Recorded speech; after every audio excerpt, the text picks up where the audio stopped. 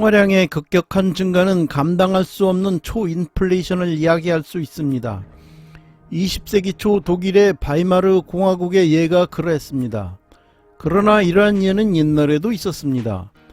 BC 4세기 마케도니아의 알렉산더 대왕은 아케메네스 페르시아 왕 다리우스 3세의 궁전을 함락시키고 귀금속 전리품을 빼앗았습니다.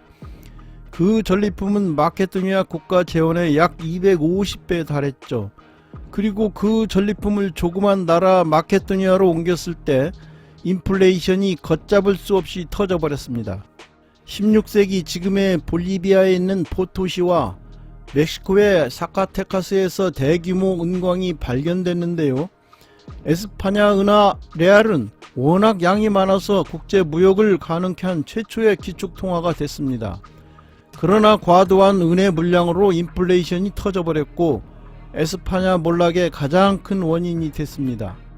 경우가 똑같지는 않을지라도 코로나 기간 동안 미국의 통화량 에마는 4조 달러에서 20조 달러로 무려 500%나 증가했습니다. 금융위기 때 연간 7%와는 비교가 안 될 정도였지요. 미국의 지난 3월 물가 상승률 8.5%는 1981년 이후 41년 만에 최고 수준입니다. 전 세계를 덮쳤던 2차 오일 쇼크가 끝난 뒤 생각도 못했던 고공행진이지요. 다급해진 페드가 내놓은 처방은 상식을 넘어선 충격요법인데요. 기존 금리를 단숨에 0.5%포인트 높이는 빅스텝을 넘어 0.75%포인트를 한꺼번에 인상하는 자이언트 스텝까지 거론하고 있었습니다. 5월 4일 파월 의장은 50bp 인상을 발표했어요. 그리고 다행히 75bp의 한층 급격한 금리 인상 가능성에 대해서는 적극적으로 고려하지 않는다며 선을 그었습니다. 그러나 8조 9천억 달러에 달하는 대차 대조표 축소에 돌입한다고 발표했죠. 다음 달에 만기가 돌아오는 채권 및 주택 저당 증권 가운데 475억 달러 규모의 자산을 재투자하지 않고 시장에 흘려보낼 방침이라고 합니다. 또한 앞으로 석 달 후에는 이를 950억 달러까지 단계적으로 높일 예정이라고 하죠. 2017년에서 2019년 연준 대차 대조표 축소 당시 월 상한선이 최대 500억 달러였는데요. 이번 양적 긴축 QT는 종전보다 2배 가까운 속도로 진행된다고 볼 수 있습니다. 그러면 무엇이, 왜 이렇게 갑자기 연준을 금리 인상과 양적 긴축까지 급하게 서두르게 만들었을까요? 지금부터 알아보도록 하겠습니다. 작년 5월까지만 해도 제롬 파월 연준 의장은 물가 상승에 대해 일시적인 현상이라며 장기적으로 2% 수준으로 떨어질 것이라고 했어요. 그러나 레리 서머스 전 미 재무장관은 그동안 꾸준히 미 연준이 지속적인 물가 상승에 너무 안이하게 대응하고 있다고 비판했는데요. 그는 코로나가 오기 전인 2019년까지만 해도 연준에 돈을 더 풀라고 주장했던 확장론자였죠. 파월 의장은 작년 6월에 와서야 물가 상승세는 일시적이란 그동안의 일관된 견해를 젓고 인플레이션의 지속 가능성을 시사했습니다. 페드는 9월에 와서 물가 상승이 예상보다 심각해졌다고 우려하며 테이퍼링을 언급했고 11월에 가서야 자산 매입 축소를 공식화했는데요. 12월 페드 회의에서는 매달 테이퍼링 규모를 300억 달러로 확대함으로써 5월 3월까지 조기 종료하기로 했습니다.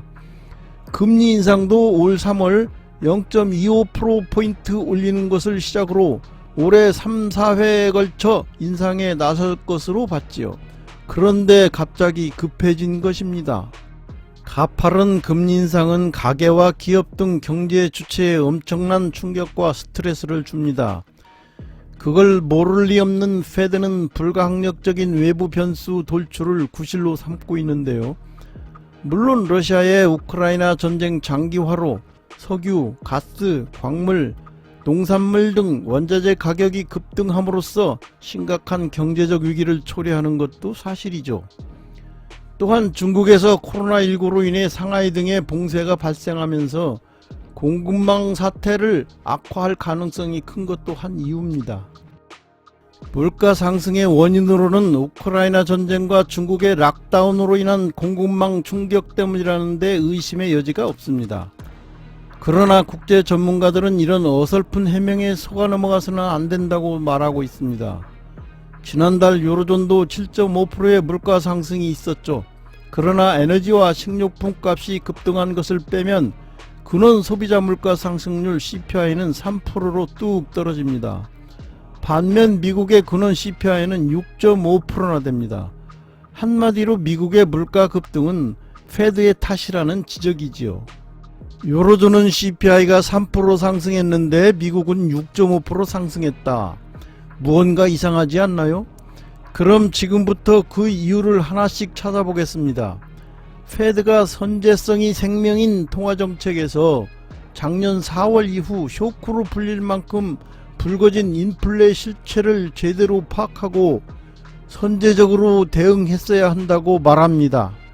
그랬다면 올해 3월 소비자 물가 상승률이 인플레 타겟팅 선인 2%를 무려 4배 이상 웃도는 8.5% 수준까지 급등할 수 있었겠느냐고 반문합니다.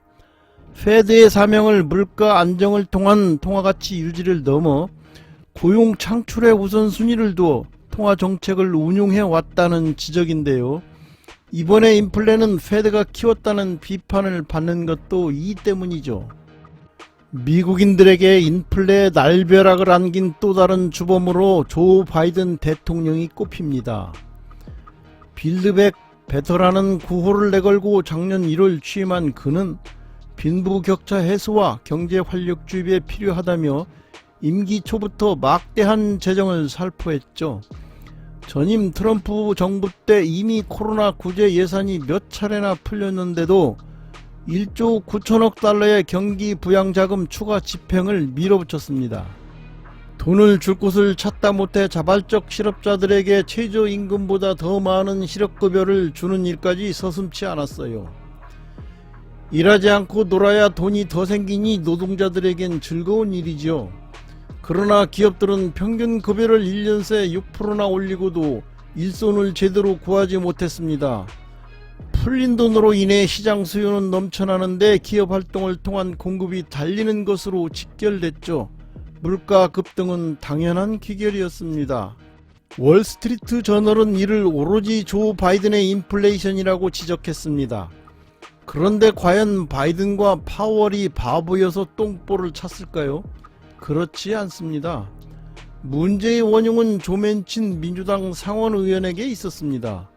아마 여러분도 작년 12월 조 맨친 의원이 반대하는 바람에 BBB 법안이 좌절된 사실을 접했을 것입니다. 석탄 중개업체 가문인 조 맨친 의원은 화석 에너지 생산이 많은 웨스트 버지니아주 민주당 의원인데요. 그래서 그런지 민주당 의원인데도 이 법안에 담긴 친환경 조처에 반대해왔죠. 여기서 문제가 발생했습니다. BBB 법안이 통과됐더라면 돈들이 할 일이 지정되면서 통화 승수가 생겨 M2가 더 빠르게 상승했을 것입니다. 그런데 조 맨친의 변절 때문에 시장 경제 주체들의 신용 창출이 막히게 되었는데요. 실제로 지난 3월 M2 나누기 M1 비율이 현재 1.05배수에 불과합니다. 본원 통화 대비 시장에서 창출된 유동성은 고작 5% 증가에 불과했다는 말이죠. 연준에서는 인적 인프라에 대한 통과까지 염두에 두고 돈을 찍어놨는데요. 의회가 BBB 법안을 조만간 통과시킬 것으로 믿은 연준은 역RP를 가동해 잉여 유동성을 흡출하며 힘겹게 버텼습니다. 조 맨친 의원이 갑자기 뒤집는 바람에 지금 돈들이 할 일이 없어졌습니다. 돈들이 할 일이 없어지면 스스로 무능해지고 유동성 과잉이라는 부작용이 생기게 됩니다.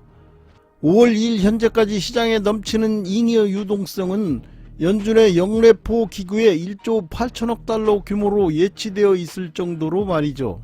과잉 유동성 때문에 잘못하면 금융 시스템이 무너지게 생긴 겁니다. 당연히 연준은 다급해지기 시작한 것이죠. 이런 자금시장 불균형 문제가 연준이 자산 매입 축소를 결심하게 된 중요한 배경으로 작용하고 있다고 말합니다. 금융 시스템이 마비되기 전에 이를 서둘러 수정하기 위한 연준의 발빠른 행보가 시작된 것이죠. 지금은 생산부터 물류까지 다 막힌 공급망 충격에 의해 물가가 급등하는 상황입니다. 한마디로 공급망 붕괴에 따른 비용 인상 인플레이션인 셈이지요.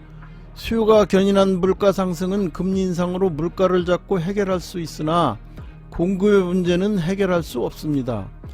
연준이 금리를 올린다고 이미 파종기를 놓쳐버린 우크라이나에서 곡물 생산을 기대하거나 푸틴에게 전쟁을 그만하라고 한다고 전쟁이 멈추지는 않을 것입니다. 금리 인상이 공급 측면의 물가 상승을 통제하는 데는 큰 도움이 되지 않는다는 얘기죠. 그럼에도 불구하고 인플레이션에 대한 기대 심리를 강하게 꺾을 필요는 있겠죠. 금융 위기 때와 달리 페드가 출구 전략을 서두르는 이유입니다. 물론 50bp 인상이 살짝 두렵게 느껴질 수도 있겠습니다만 금리 인상 초기에는 50bp씩 인상을 해도 중립금리 아래에서의 금리 인상이기 때문에 주가나 경기에 중기적인 타격을 주지 않습니다. 연준도 군원 PC 물가가 정점에 도달했다는 근거가 있는데요. 3월 군원 PC 물가가 5.4에서 5.2로 떨어졌죠. PC는 개인 소비 지출로 분기마다 품목을 바꾸고 개인 기업 정보를 소비 기준으로 하기 때문에 2년에 한 번씩 품목을 바꾸고 가계만을 소비 기준으로 하는 소비자 물가 지수 CPI보다 경제 전체를 볼 때는 PC를 보는 게 맞기 때문에 연준은 PC를 봅니다. 하지만 이후에도 급하게 금리를 인상시킬 경우 얻는 것보다 잃는 것이 더 많을 수 있습니다. 그래서 QT와 연동해서 금리 인상의 보폭을 줄이는 것은 좋은 방편이 될 수 있습니다. 더구나 양적 긴축은 연준이 조맨친 의원이 BBB 법안을 망쳐버림으로써 야기된 물가 급등을 진정시킬 비책이 되기도 합니다.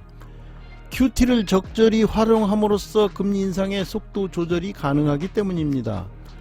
금융위기 때 MBS를 매수했던 것과 달리 이번 코로나 국면에서는 물가 연동 국채 즉 팁스를 매수했는데요. 그 이유는 기대 인플레이션 BEI를 끌어올리자는 속셈이었습니다.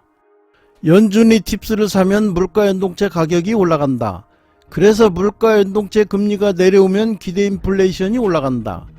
기대 인플레이션은 명목 국채 금리에서 물가연동체 금리를 뺀 것이다. 명목 금리에서 기대 인플레이션을 빼면 실질금리다.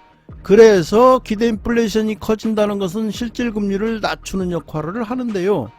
이런 연준의 행동에 의해 지난 수년 동안 기대 물가가 오르고 실질금리가 낮아지며 성장주들의 랠리가 끊이지 않았던 것이죠. BI가 올 연초에는 2.33이었는데 5월 초에 2.86으로 많이 오르고 있습니다. 지금까지 연준은 기대 인플레이션을 끌어올리기에 팁스를 매수했는데요. 이제부터는 반대로 팁스를 매각해서 기대 인플레이션율을 낮추고 실질금리를 올릴 수 있다는 얘기가 되죠. 그러면 굳이 명목금리를 올리지 않아도 된다는 말이 됩니다. 경제 주체들의 이자 비용은 명목금리에 영향을 받잖아요. 페드가 발표한 대로의 QT라면 연말까지 5,200억 달러를 흡출할 수 있습니다. 이 양적 긴축은 향후 1년간 금리를 25bp 인상하는 효과가 있을 것이라고 하죠. 또한 내년에는 1조 1,400억 달러를 흡출할 수 있는데요. 이를 합하면 1조 6,600억 달러로 조맨친 의원으로 인해 과잉 유동성이 되어버린 금액과 거의 비슷합니다.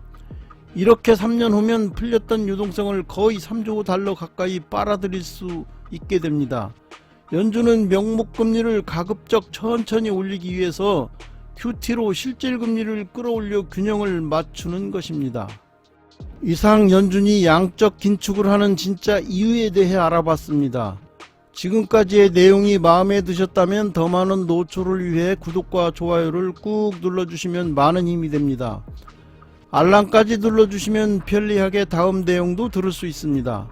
다음엔 더욱 좋은 자료로 여러분을 모시겠습니다. 감사합니다.